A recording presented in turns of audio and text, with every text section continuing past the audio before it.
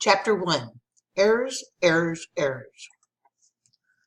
The importance of proofreading. Errors reflect carelessness. Errors make reading the document difficult. Errors are embarrassing. Errors may cause confusion, and errors can be expensive. What is proofreading? Proofreading is the process of reading handwritten, keyed, or printed material and marking errors to indicate corrections. Proofreaders use special proofreaders' marks. Each symbol indicates the correction that is necessary. Proofreaders are also responsible for correct formatting. Look at the picture on the right. What does it say? Does it say keep calm and proofread or keep clam and proofread? Good proofreaders pay attention to detail. Take time to proofread carefully. Recognize frequent types of errors. Use a variety of proofreading methods. Good proofreaders are good spellers. They know how to apply the basics of correct grammar and punctuation, and use appropriate reference materials to guarantee accuracy. Common errors. The first kind of common error is a mechanical error. These include transposition, capitalization, spacing, punctuation, and spelling. Find the errors. Number 1. Place their agenda the in folder. Number 2. The color choices are red, blue, and green. Number 3.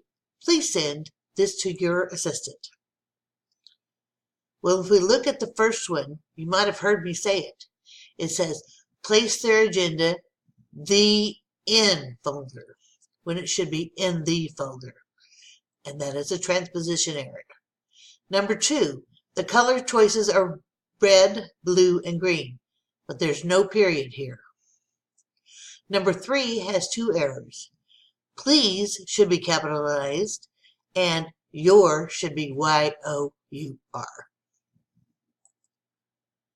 Common errors are the other kind of common errors are content errors. Does the content make sense? Are the facts accurate and complete? Do I understand what the writer is trying to tell me? Do the subject and verb agree?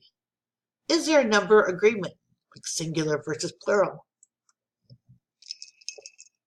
When you're proofreading for content, check for accuracy. Dates, numbers, names, details, and important facts. Find the errors. The winter meeting will be on June 10.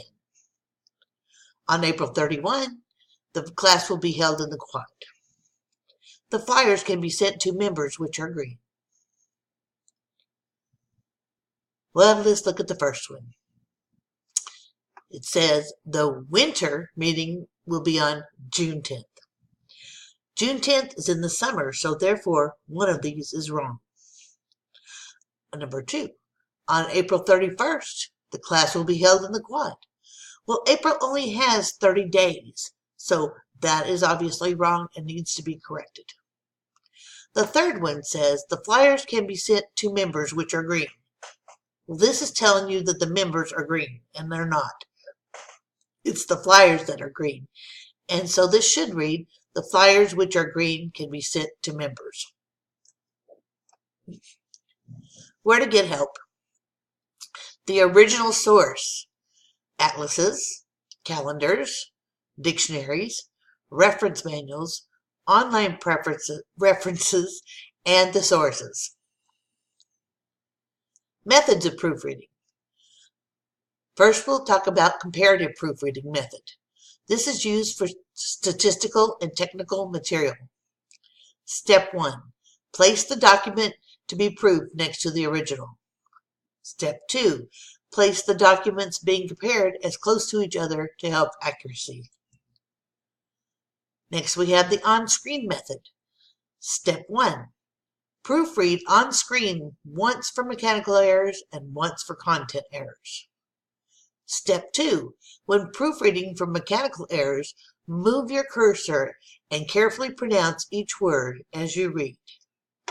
For example, you go, when proofreading for mechanical errors, move your cursor and carefully pronounce each word as you read.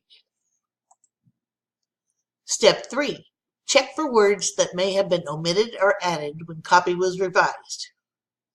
Step 4.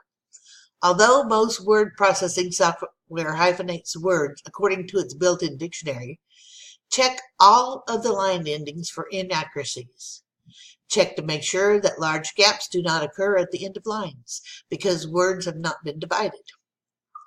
Also check for words that were originally hyphenated but now are in the middle of the lines. Step 5. Use a spell checker program for the entire document. Step 6. Print the document after you have proofread it. Another method is the team method. This is where one person reads the draft or original copy aloud, while another person follows along, reading and marking the other copy. If the document is long, the people should take turns reading and marking. This is the end of Chapter 1.